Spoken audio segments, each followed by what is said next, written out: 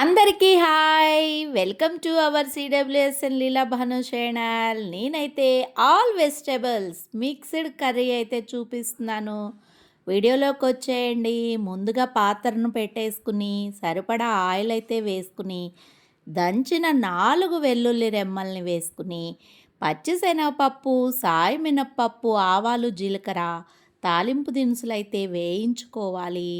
వేయించుకున్నాక మనమైతే ఇంగువ, ఇంగువ డైజెషన్ చాలా మంచిది ఆరోగ్యానికి.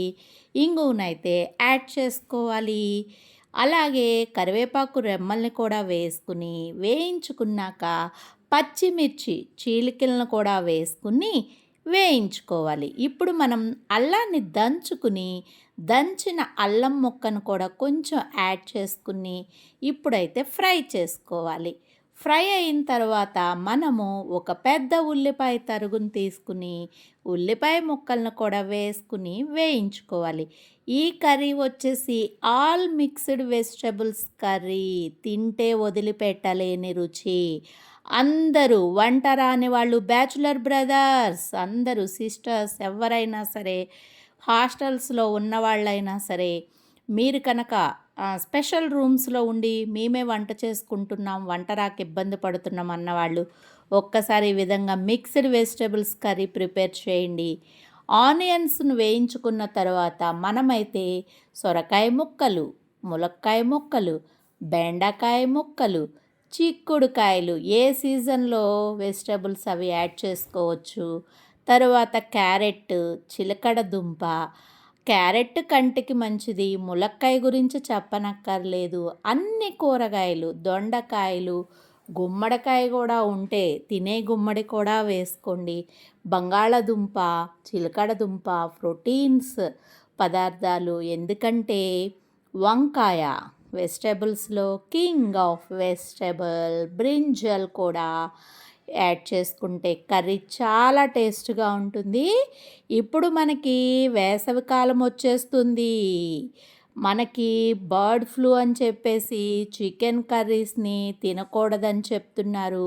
లేదంటే సండే వచ్చేసింది అంటే నాన్ వెజ్ ప్రియులకి chicken fry, chicken pakodi, leg pieces, chicken పులుసు, chicken curry, chicken dum biryani, చికెన్తో ఎన్ని ఐటమ్స్ చేసుకోవాలో సండే అన్ని స్పెషల్స్ అయితే చేసుకుంటారు. వాటన్నిటికీ చెక్ పెట్టే విధంగా మనమైతే ఆల్ వెజిటబుల్స్తో మిక్స్డ్ కర్రీ అయితే చేసేస్తున్నాను. చూస్తున్నారు కదా ఫ్రెండ్స్, నేనైతే అన్ని వెజిటబుల్స్ తరిగిన ముక్కలనైతే యాడ్ చేసుకున్నాను. కొత్తిమీర కూడా మనకి చాలా మంచిది. ఆహార పదార్థాల్లో ఈ కొత్తిమీర వేసుకుంటే కొత్తిమీరను కూడా యాడ్ చేశాను. ఇప్పుడు మనము కర్రీకి సరిపడినంత ఒక స్పూను పసుపు, అలాగే రాళ్ళ ఉప్పును కూడా వేసుకుని ముక్కలన్నింటినీ చక్కగా కలయపెట్టి మూత పెట్టి మగ్గించుకోవాలి.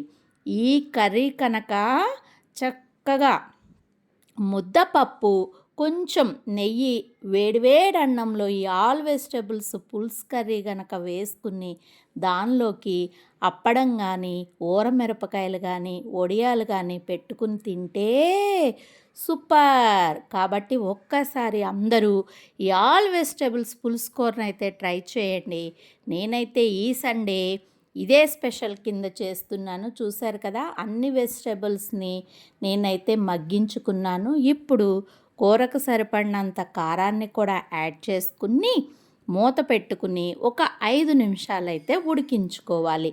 మనము దీనిలోకి కొంచెం యాడ్ చేసుకోవాలండోయ్. ఏం యాడ్ చేసుకోవాలి చూడండి ఫ్రెండ్స్, ఏం యాడ్ చేస్తున్నానో.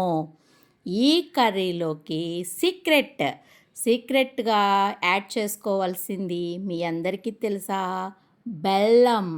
బెల్లం ముక్క కనుక యాడ్ చేసుకుంటే కర్రీ సూపర్గా ఉంటుంది.